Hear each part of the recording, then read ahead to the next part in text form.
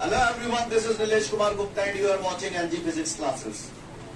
पिछले टर्म पे मैंने आप लोगों को एक्सेलरेशन ड्यू टू ग्रेविटी और ग्रेविटेशनल कांस्टेंट के बीच में रिलेशन डेवलप करवाया था और हमारा जो रिलेशन आया था that was G is equal to GM upon R square. याद है आपको? कम R स्क्वायर. इसके साथ साथ मैंने इसी रिलेशन से फिर आगे बढ़ाकर आपको मास ऑफ द अर्थ निकलवाया था, डेंसिटी ऑफ द अर्थ निकलवाया था और कुछ एक न्यूमेरिकल्स किए थे. यस और नो? आगे बढ़ते हैं आज उसी कड़ी में हम लोग. आगे बढ़ने से पहले थोड़ा सा मुझे बता दें, अगर आप लोग को याद हो तो. याद है या नहीं है? तो मैं कैसे मालूम? मैंने तो पूछो ही ना ने अभी. रेडियस ऑफ द अर्थ कितनी होती है? 6400 किलोमीटर, यानी 6.4 into 10 to the power 6 metre. जानता हो ना? ये याद है या बस यही बहुत है. कैपिटल जी की वैल्यू कितनी होती है? 6.67 into 10 to the power -11 newton metre square पर किलोग्राम स्क्वायर. क्लियर है सभी को? मास ऑफ द अर्थ कितना होता है? 6 into 10 to the power 24 kilogram. याद है आपको? डेंसिटी ऑफ द अर्थ कितनी होती है? 5.5 into 10 to the power 3 kilogram पर मीटर. आराम से देख देख के बोल रहे हो ना? ठीक है, समझ के बोल रहे हो? समझदार हो. चलो ठीक है. तो इसके बाद अब हमारे सामने जो अगला क्वेश्चन दे रहा है, कह रहा है उसमें explain the various factors which is responsible for the variation in acceleration due to gravity. आज से 1-2 महीने पहले आपके ऊपर गाज गिरी थी और मैंने उस समय आपको बोला था जब चैप्टर ग्रेविटेशन पढ़ाऊंगा तब मैं आपको जवाब दूंगा इस बात का. अगर आपको याद हो, मैंने आपको लिमिटेशंस ऑफ प्रोजेक्टाइल मोशन बताए थे. लिमिटेशंस ऑफ प्रोजेक्टाइल मोशन में मैंने एक लिमिटेशन बताई थी कि भैया जिस ऑब्जेक्ट को आप फेंक रहे हो उसकी हाइट बहुत ज्यादा नहीं होनी चाहिए. आपको याद है? और उस वक्त मैंने बोला था कि हाइट अगर बहुत ज्यादा हो जाएगी तो जी की वैल्यू चेंज हो जाएगी. और उस वक्त मैंने बोला था कि समय आएगा. क्लियर? बोला था. आज वो समय आ गया. आज हम लोग जानेंगे कि अर्थ के सरफेस से अगर कोई ऑब्जेक्ट हाइट पे जाता है तो जी की वैल्यू कैसे डिक्रीज हो जाती है. क्लियर? और एक बात और बता दूं, और सोमवार को आप ये जानेंगे कि अर्थ के सरफेस से कोई ऑब्जेक्ट अगर डेप्थ में जाता है तो भी जी की वैल्यू क्यों डिक्रीज हो जाती है. सीन क्लियर है? तो करें शुरुआत. रेडी? हंसो एक बार. चलिए ठीक है. अच्छा, मेरे को एक छोटी सी पहेली बता दो. पहले कुछ एक पहेली पूछूंगा फिर हम लोग आगे बढ़ेंगे. राइट? आज आपकी जेब में 5 रुपए. कितने रुपए? 5 रुपए. और कल आपकी जेब में कितने रुपए रह जाए? चल पूछो मैंने किसी भी. आज आपकी जेब में कितने रुपए? कल आपकी जेब में कितने रुपए? 5 माइनस 3. मैं तुम्हारी 2 समझ लो, तुम 5 माइनस 3 में समझ गए? आज कितने गए? आज कितने गए? कल कितने गए? बढ़ गए, घट गए. कितने? ये 2 वाला कौन सा दूंगा? एक रैपट. कितने घट गए? मैंने ये पूछा घट कितने गए. लिसन, 5 थे, 5 माइनस 3. कितने घट गए? कितने बच गए? शाबाश. मैं मर जाऊं कसम से. एक बात बताओ, अर्थ के सरफेस पे ग्रेविटी जी होती है ना? कल को अगर gravity G minus 2GH upon R हो जाए तो बढ़ गई या घट गई? है? कितने घट गई? 2GH upon R. जो बोला पल्ले पड़ा. थोड़ी देर बाद कहेंगे तो दिमाग खराब मत करिए. मैं हो. क्लियर है? अर्थ के सरफेस पे ग्रेविटी G होती है. हाइट पे चला जाऊंगा तो इतनी हो गई. तो बढ़ गई घट गई? है? घट गई. कितने? 2GH upon R. ऐसे बोलिए. बोलेंगे ना? ठीक है. आगे बढ़ता हूं. अगर ये बात आपको समझ में आ गई है तो अगली बात पे आता हूं. हवा ना हो बाद में आऊं. पहले क्वेश्चन देख लो. मुझसे बोल रहा है explain the various factors. Hello, मेरी तो आवाज चली गई. मुझसे कह रहा है explain the various factors which is responsible for variation in acceleration due to gravity. Acceleration due to gravity small g से डिनोट करते हैं. वो पूछ रहा है ऐसे कौन से फैक्टर हैं जिनकी वजह से स्मॉल जी की वैल्यू में वेरिएशन आता है, चेंज आता है। Clear? What are the various factors which is responsible for the variation in acceleration due to gravity? Question समझ में आया? पहले तो ये बताओ। तो सुन ले लल्ला, ऐसे कौन कौन से फैक्टर है जिनकी वजह से एक्सेलरेशन ड्यू टू ग्रेविटी की वैल्यू चेंज होती है? पहला फैक्टर, अगर आप अर्थ के सरफेस से हाइट पे जाते हो तो जी की वैल्यू चेंज होती है। अगर आप अर्थ के सरफेस से डेप्थ में जाते हो तो जी की वैल्यू चेंज होती है। तीसरा, शेप ऑफ द अर्थ का शेप अगर बदल जाए तो भी जी की वैल्यू चेंज होती है। और चौथा, rotational motion of the earth about its axis. Earth अपने एक्सिस पे जो रोटेशनल मोशन करती है, अगर उस रोटेशनल मोशन में चेंज हो जाए तो भी जी की वैल्यू चेंज हो जाएगी। क्लियर? तो what are the various factors which is responsible for the variation in acceleration due to gravity? Height, depth, shape of the earth और rotational motion of the earth about its axis. 4 factor समझ में आए? Answer पढ़ लो, फिर आगे की बात करूंगा। ये जो आपने 4 फैक्टर पढ़े हैं ना, अब हम इन चारों के बारे में डिटेल में जानेंगे। क्लियर? तो कौन कौन से 4 फैक्टर हुए by the way? Height, depth, shape of the earth और, समझ गए? इन 4 फैक्टर की वजह से जी की वैल्यू चेंज होती है। इन 4 फैक्टर की वजह से जी की वैल्यू चेंज होती है। तो एक एक करके अब हम चारों फैक्टर के बारे में जानेंगे। क्लियर? इससे पहले कि मैं चारों फैक्टर के बारे में आपको बताऊं, कुछ छोटी छोटी एक्सरसाइज में बता रहा हूं आपको, इसको समझ लें आप लोग, ये आपको पूरी फिजिक्स में काम देगी। लुक एवरीवन, क्या कॉमन लेना आता है क्या आपको? कॉमन ले लेते? कितने लोग ले लेते हैं कॉमन? अच्छा, पूरी क्लास ही ले लेते? बात है। लियो कॉमन, देखे कौन सा ले लो, वो कहते कॉमन।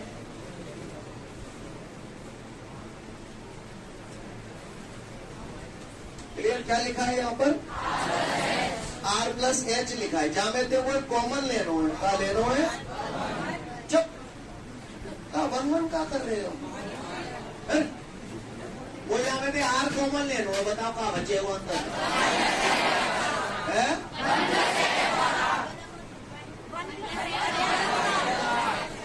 1+, कौन सा जी के रो जरा हाथ खड़ो करे, बातें फिर मैं निपटू। कितनी घर को जी का आंसर है? तो इसका मतलब बाकी लोगों की बत्ती गुल है, पता नहीं है उनको कॉमन कैसे लेते हैं। सही बोल रहा हूँ ना? जिन्हें समझ में आ गया बहुत सुंदर बात है। जहाँ में आगे तो जाना तो नहीं सोचे कॉमन है कहाँ रही है, कॉमन है कहाँ रही है। सही बोल रहा हूँ ना? ये चल रहा है ना दिमाग में? ना नहीं आ रही तो का है, वो तो लेनी है कॉमन, वो तो कॉमन लेनी है, जबरई तो लेनी है। तो सुन लो लल्ला, कोई चीज कॉमन आ नहीं रही, फिर भी मैंने जबरदस्ती ले ली है। समझ ले सब लोग, स्पेशली जिन लोगों को नहीं पता, क्योंकि ये चीजें आपको मैथमेटिक्स वगैरह में भी बहुत हेल्प करेंगी। क्लियर? आज के बाद इन चीजों में कमी रहनी नहीं चाहिए। ठीक है? मैंने डाले थे यार जबरई थे कॉमन ले ली, तो काफी लोगों ने जे लगाओ कि भैया जे बच्चे को। सही बोल रहा हूँ ना? लेकिन आधे से ज्यादा लोगों के दिमाग से ऊपर चलिए, समझ में ही नहीं है।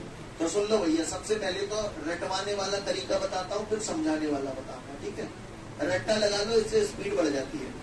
R+H है, वो जबरई के R कॉमन लेनी है, तो जामे तो कोई दिक्कत होगी नहीं, कोई कलेस तो यही है। क्लियर? R कॉमन यहाँ से तो आ रहा है, तो यहाँ तो बच गई 1, इतने R कॉमन आ रहा होता। किसी चीज को आप जबरदस्ती कॉमन ले रहे हो और वो चीज कॉमन वहां से आ नहीं रही है, तो आप उसी चीज का डिवाइड कर देते हैं। R यहाँ से हमने जबरदस्ती कॉमन ले लिया है, लेकिन कॉमन यहाँ से आ तो नहीं रहा, तो हमने क्या किया, R का डिवाइड कर दिया। समझ गए? ये तरीका होता है। R+H है, R मैंने यहाँ पर कॉमन ले लिया, तो यहाँ पर मैंने क्या किया, R जब कॉमन आ गया तो यहाँ बचा 1, यहाँ से R कॉमन नहीं आ रहा है, फिर भी मैंने जबरदस्ती ले लिया है। तो कोई भी चीज अगर ऐसे जबरदस्ती आप कॉमन लेते हैं तो फिर हम उसी चीज का डिवाइड कर देते हैं। और यहाँ पर हमने जबरदस्ती कॉमन ले लिया है, तो हमने इसका डिवाइड कर दिया। ये तरीका है। क्लियर? जैसे ये x+y लिखा है, मैंने यहाँ से y कॉमन लिया, तो अब यहाँ बचेगा क्या? तो मुझे दिख रहा है यहाँ से तो y कॉमन आ रहा है, तो यहाँ तो बचेगा 1, लेकिन यहाँ से y कॉमन नहीं आ रहा, तो y का डिवाइड कर दिया। क्लियर है? समझ में आ रही है? ये तरीका है, ये डायरेक्ट आप याद रखें, इससे आपकी स्पीड बढ़ेगी। अब हमारे दिमाग में घंटी ये बजरी की डिवाइड किया क्यों? डिवाइड किया क्यों? तो कॉमन का अकेले लोग नहीं लेते। क्लियर? और उन लोगों ने कॉमन लिया है ना? तो डिवाइड करते क्यों, इसका रीजन समझें। अगर आप ऐसे डायरेक्ट नहीं करेंगे तो आपको बीच में एक स्टेप बढ़ाना पड़ेगा। आर प्लस एच है, मुझे यहाँ से आर कॉमन लेना है, आर कॉमन आ तो नहीं रहा है ना, जबरदस्ती लेना है। तो भाई कॉमन लेने के लिए मैंने क्या किया, यहाँ पर आर का मल्टीप्लाई किया, आर का डिवाइड किया। कोई फर्क पड़ेगा क्या? कोई फर्क नहीं पड़ेगा। अब ले लो आप आराम से आर कॉमन, आर कॉमन आ गया तो यहाँ से बचा 1 प्लस ये वाला आर तो कॉमन में चला गया, बचा ये। तो समझ गए आपने डिवाइड, क्योंकि डायरेक्ट हो जाता है एक्चुअली ऐसे। आपको मेरी बात समझ में आई? जो मैंने बोला पल्ले पड़ गया, सीन क्लियर है सभी को? किसी को कोई दिक्कत? आगे बढ़ जाओ। कॉमन लेना आ गया, अभी मैं थोड़ी देर बाद लूंगा ऐसे आर प्लस एच लिखा होगा और आर कॉमन ले लूंगा, 1 प्लस एच अपॉन आर बचाऊंगा। आपको बुरा तो नहीं लगेगा? आगे बढ़ता हूं। इसके बाद आपके नोट्सों में एक नोट दिया हुआ है, वो नोट आपको याद रखना है, ये आपको पूरी फिजिक्स में आगे भी लगेगा, ठीक है? वो सुन लो क्या नोट है। 1 प्लस एक्स की होल पावर n, क्या लिखा है ये? 1 प्लस एक्स की होल पावर n। अगर यहां पर x की वैल्यू 1 से बहुत ज्यादा छोटी होती है, क्लियर? अगर x की वैल्यू 1 से बहुत ज्यादा छोटी होती है तो ऐसी सिचुएशन में पावर का इससे मल्टीप्लाई हो जाता है। यानी ऐसी सिचुएशन में मैं इसे क्या लिख दूंगा, 1 प्लस nx। कहानी समझ आ रही है?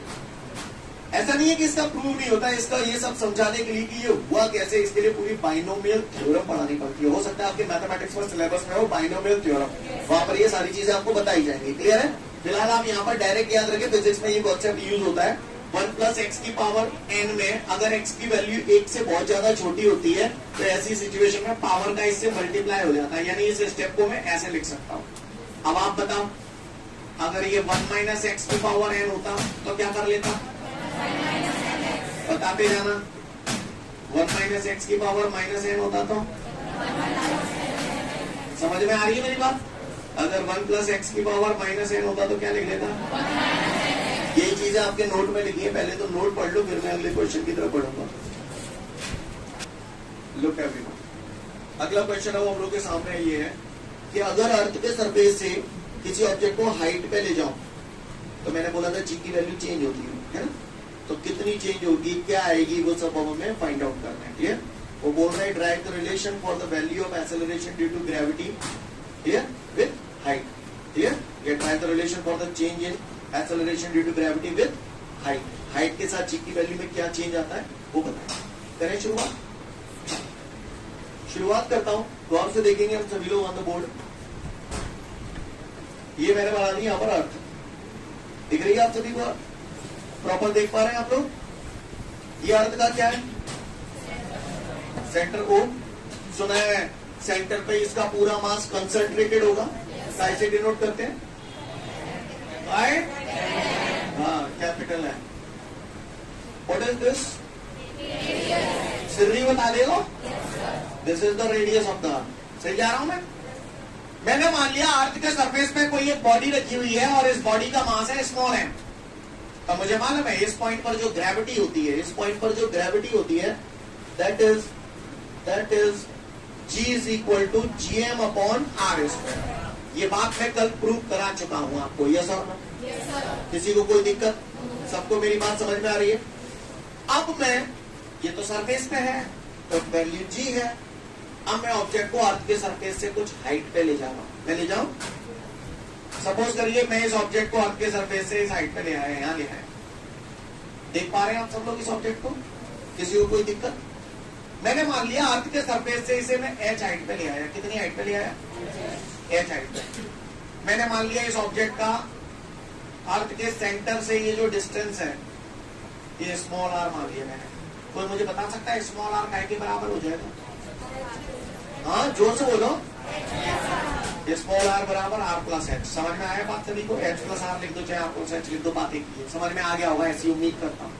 उम्मीद करूं कि नहीं करूं? करूं का? स्मॉल r बराबर r प्लस एच। समझ में आ गया? h क्या है? किसकी? कहां से? अर्थ से नहीं, अर्थ के सरफेस से। ऑब्जेक्ट की हाइट कितनी है? ऑब्जेक्ट की हाइट अर्थ के सेंटर से कितनी है? r प्लस एच बोल दो या स्मॉल r बोल दो, बात एक ही है। अजय गलत कह दी मैंने? नहीं कह दी, बताओ ना। सुनो, ऑब्जेक्ट को मैं अर्थ के सरफेस से हाइट पे ले गया तो मैंने पढ़ा है कि जी बदल जाता है। तो मैंने मान लिया अब जी चेंज हो गया, जी डैश हो गया। क्या हो गया? तो फिर फाइनली ये इक्वेशन इसी टाइप की इक्वेशन में दोबारा लिखूंगा तो नजारा ऐसा हो जाएगा, g dash is equal to G M upon R की जगह क्या लिखूं? स्मॉल आर स्क्वायर लिख दूं, ठीक है? लिख दूं? चलो स्मॉल आर की जगह और क्या लिख सकता हूं? लिख सकता नहीं लिख सकता? Equation number second. अब वो परेशान डिवाइड, यहां तक क्लियर है ना सभी को? Divide equation 2 by equation 1। तो एलएचएस में एलएचएस का, आरएचएस में आरएचएस का, तो g dash upon g, clear, is equal to, इसमें इसका करूंगा क्या लिखो भैया? G M upon R plus h का whole square divided by G M upon, गाम के गाम उड़ जाएंगे। क्लियर है? बात समझ में आ रही है सभी को? अच्छी बात है। यहां तक अगर सभी को सारी बातें समझ में आ रही है तो गौर से देखिए, g dash upon g is equal to, इसमें आप बोलो ना क्या करूं? अब इसे आर प्लस एच का whole square upon R square, सही जा रहा हूं मैं? किसी को कोई परेशानी? गणपति कुट जाएगी, इतने थाप पड़ेंगे जूरा जूर। क्या करूं बताओ? पहले नहीं बोल सकते? ये आर स्क्वायर ऊपर जाएगा ना और ये नीचे आया ना। 99% बच्चे यही करके आते हैं और एग्जाम में क्लियर समझ गया मेरी बात को? तो मिस्टेक समझ में आई क्या करते हैं लोग? तो क्या लिखो बोलो बबुआ? फॉर्मूला बिल्कुल कंटस्ट टकाटक याद रखना है। G dash upon g is equal to R square upon R plus h का होल स्क्वायर। सीन क्लियर है यहां तक? चलूं आगे? अब आप गौर से देखिएगा, इधर कर रहा हूं। G dash upon g is equal to R square, देखो जादू होगा भैया, आर प्लस एच का होल स्क्वायर है तो मैंने बढ़िया पेन है तब तक फर्स्ट क्लास स्क्वायर लगा दे। अब बताओ ब्रैकेट में क्या लिखूं? मुंह में बोलना फूट रहेगा, ब्रैकेट में क्या लिखूं? आर प्लस एच ना लिख रो। आर प्लस एच में भी आर कॉमन लेना चाह रहा हूं, बताओ क्या बचाऊं? जोर से बोलो। शाबाश, बहुत ऊपर जाओगे आप लोग। तो जी डैश अपॉन जी, बुरा नहीं लगे तो जी है जेलन पहुंचाया था कलेश कटे जो को है तब ना धरा रहे बेचारा। तो जी डैश बराबर जी आर स्क्वायर अपॉन, इसको बोल रहा हूं होल स्क्वायर बोलूंगा तो नजारा ऐसा हो जाएगा नहीं हो जाएगा? क्लियर है? नहीं मेरी बात समझ में? सीन क्लियर है? आगे बढ़ जाओ। Listen everyone, G dash is equal to G 1 plus H upon R की पावर 2 है। इसको अगर ऊपर ले जाऊंगा न्यूमरेटर में तो पावर कितनी हो जाएगी बबुआ? जोर से बोलो। ठीक है, यहां तक बात समझ में आई? आगे जो बोलने वाला हूं आपको समझ में आने वाला नहीं है, राइट? क्लियर? समझना। अच्छा पहले समझा ही देता हूँ, यही समझा देता हूँ, हौच-पौच नहीं होगी, डोंट वरी, घबराना नहीं। मैंने हवाले तुम्हें बताइए 1 प्लस एक्स की होल पावर एन में अगर एक्स की वैल्यू 1 से बहुत ज्यादा छोटी हो तो क्या होता है? पावर का मल्टीप्लाई हो जाता है। आता नहीं हो जाता? ऐसा ना 1 प्लस एक्स की जगह जो पूरी रामायण है इसकी पावर एन है, बोलो ये। If h upon r is very less than 1 तो बताओ क्या स्टेप है, क्या लिखोगे?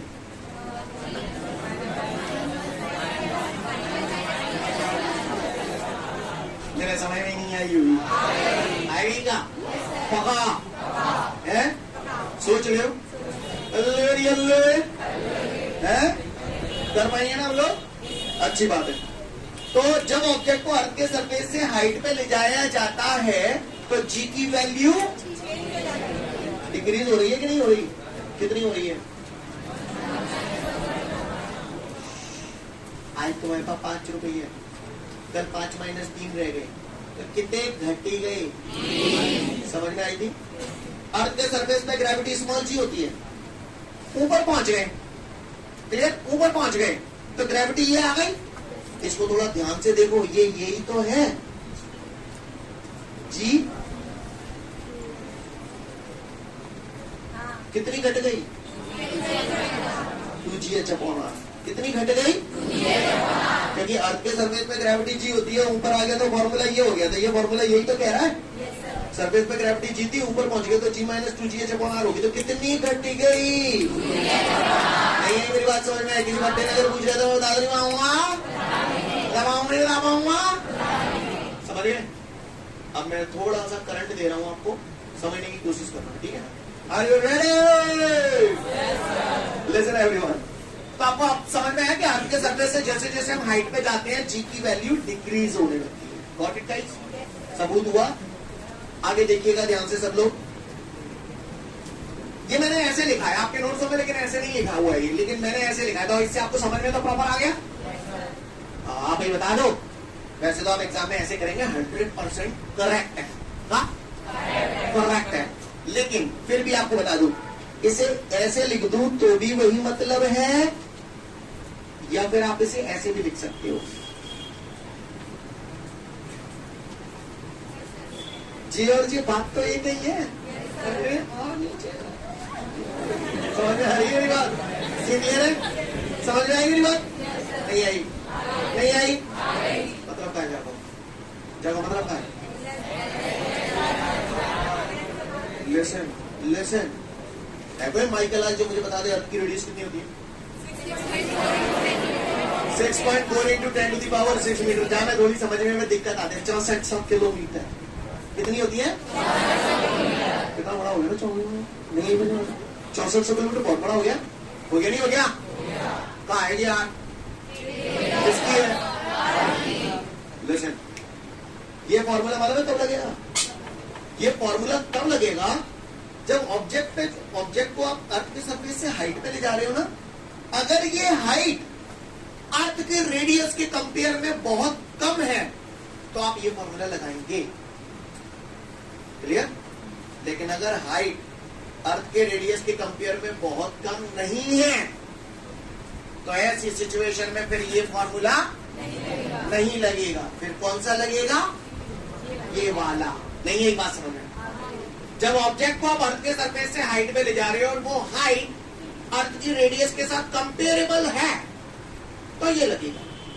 लेकिन अगर हाइट रेडियस के कंपेयर में टुच्च ही है तो ये लगेगा। नहीं है मेरी बात समझ में? बताइए कौन सा लगाओगे तुम? बताइए नेक्स्ट में। मैं ऑब्जेक्ट को अर्थ के सरफेस से 2 किलोमीटर की हाइट पे ले जा रहा हूँ, तो कौन सा वाला लगाओगे? अच्छा, ये वाला। ठीक है तुमने। और अगर मैं ऑब्जेक्ट को अर्थ के सरफेस से 3200 किलोमीटर की हाइट पे ले जा रहा हूँ तो 3200 किलोमीटर 6400 किलोमीटर की कंपेयर में नेग्लिजिबल तो हुआ नहीं, ये तो बड़ा हुआ, आधा हो गया। तो ऐसी सिचुएशन में कौन सा फॉर्मूला लगाऊं? नहीं है मेरी बात समझ में? क्लियर है? पक्का? ये कब लगता है? जब हाइट रेडियस के साथ कंपेरेबल हो। और ये कब लगता है? जब हाइट रेडियस के कंपेयर में नेग्लिजिबल हो। Got it guys? पढ़ लो, फिर आगे की बात करूंगा। लिसन एवरीवन, इसके बाद हमारे सामने अगला क्वेश्चन दे रहा है। मुझसे ये कह रहा है कि एक ऑब्जेक्ट है, ये ऑब्जेक्ट बढ़िया चेक फर्स्ट क्लास, ऑब्जेक्ट नहीं अर्थ है ये। क्लियर? क्या है ये? अर्थ। और कह रहा है अर्थ के सरफेस से एक ऑब्जेक्ट को 3200 किलोमीटर हाइट पे ले जाया जा रहा है। कितनी हाइट पे ले जा रहा है भाई साहब? 3200 किलोमीटर हाइट। तो मजाक नहीं होती। क्लियर? कितनी किलोमीटर हाइट पे ले जा रहा है? तो टाइम की वैल्यू जल्दी बताओगे? देख लो तुमने पागल। क्लियर? तो ये क्या हो गया? हाइट। हाइट कितनी होगी? 3200 किलोमीटर। हो कि नहीं हो गई? अब वो कह रहा है कि अगर अर्थ के सरफेस पे ग्रेविटी इतनी है तो इतनी हाइट में जाके कितनी हो जाएगी? यानी पट्टा हमसे G' जानना चाहता है। जानना चाहता नहीं? जानना चाहता? जानना चाहता? और रेडियस दे रहा अर्थ की कितने है? और नहीं लगे तो जाएंगे ना, लिख सकते 6400 किलोमीटर। क्या गलत तब तो मैंने लाला रे? तो बताओ मैं कौन सा फॉर्मूला लगाऊं? क्या है वो तुम्हें? G' बराबर G1 - 2H/R वारो लगाऊं? अच्छा, जेवारो लगाऊं। क्लियर है? वैसे बना रही हो? क्लियर है? आगे बढ़ जाऊं? Listen everyone, G'/G is equal to radius. Listen, square है, स्क्वायर है। कुछ गलत कह दिया मैंने?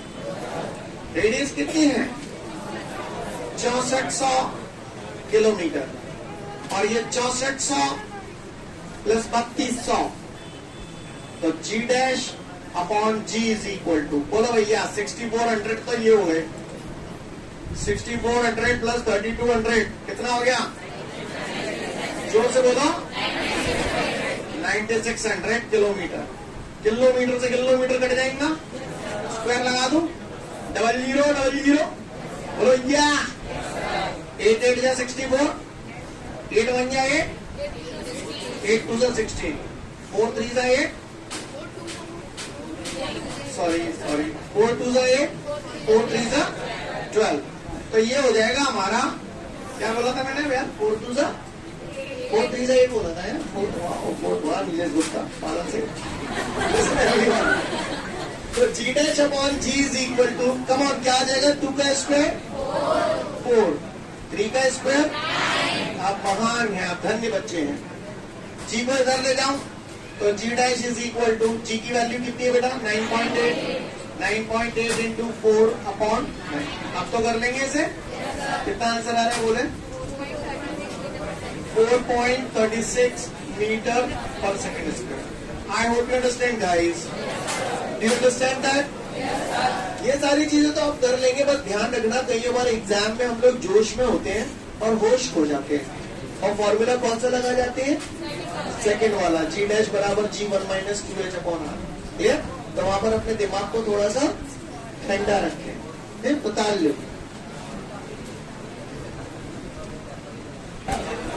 तो आज के लिए पर्याप्त नंबर मिलते हैं,